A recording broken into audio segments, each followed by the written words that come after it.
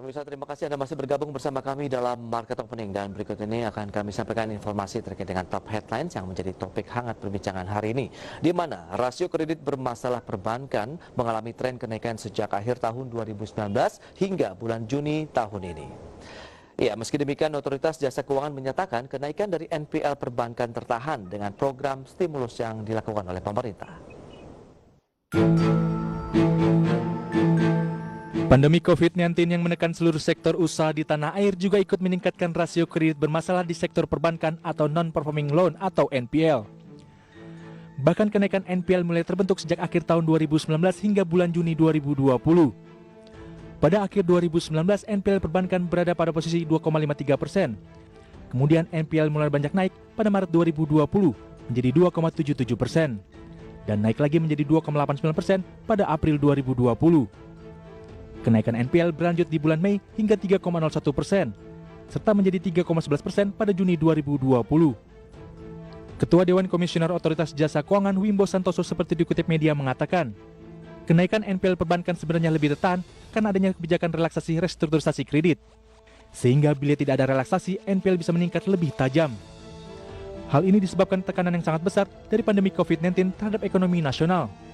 Peningkatan NPL dikontribusi dari sektor perdagangan besar sebesar 4,59%, pengolahan 4,57%, dan rumah tangga 2,32%, di mana secara keseluruhan menyumbang 57% dari total kredit. Adapun berdasarkan jenis penggunaan kredit, NPL tertinggi berada pada kredit modal kerja sebesar 3,96%, kredit investasi 2,58%, dan kredit konsumsi 2,22%. Meski demikian, OJK menilai perbankan masih cukup kuat menghadapi peningkatan NPL karena didukung permodalan yang masih cukup kuat. Capital Adequacy Ratio atau CAR pada Juni 2020 mencapai 22,59%, naik dari periode Maret sebesar 21,72%. Berbagai sumber untuk IDX Channel.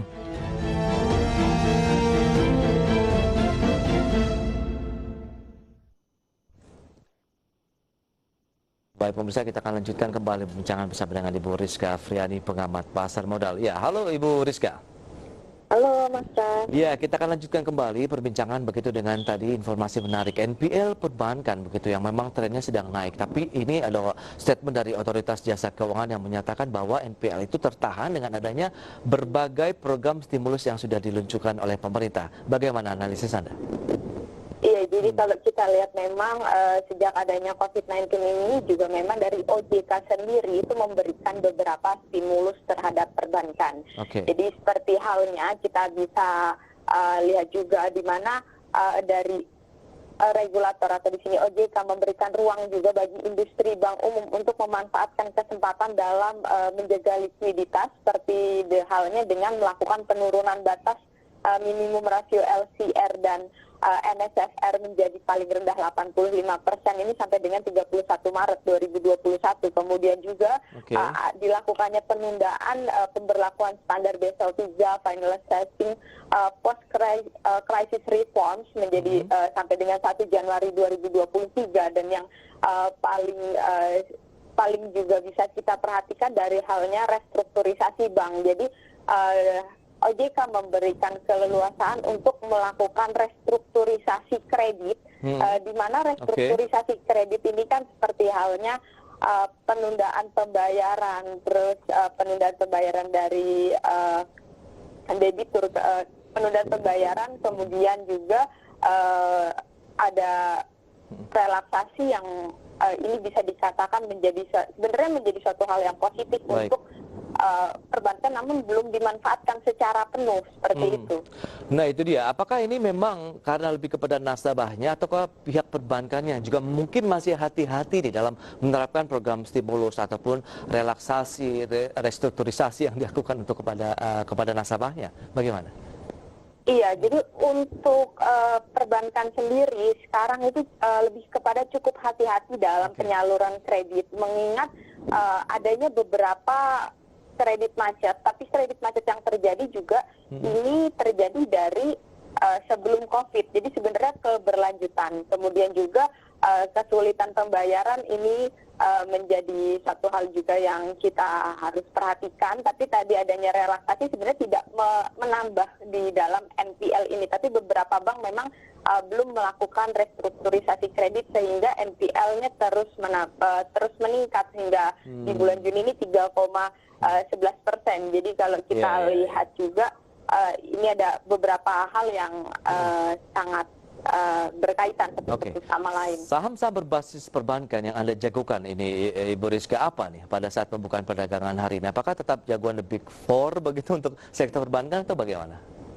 Iya, kalau untuk sektor perbankan sendiri saya masih menjagokan untuk sektor Big Four, tapi kita lihat juga memang untuk hari ini penurunan yang terjadi juga ini kan rata-rata mengalami penurunan ya. Ini penurunan yang cukup wajar karena aksi profit taking kemarin di pekan lalu sempat mengalami kenaikan. Jadi hari ini lebih kepada profit taking. Kalau misalkan mau ambil saham perbankan lebih kepada buy on weakness.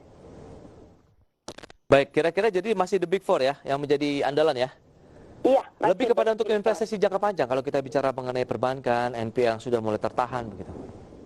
Iya, kalau untuk perbankan sendiri, baik ini jangka panjang maupun jangka menengah ini masih cukup baik karena return yang didapatkan dari perbankan itu lebih bisa dikatakan bisa lebih cepat dibandingkan tadi kita misalkan berbicara sektor konsumer, kita lebih cepat dari sektor perbankan.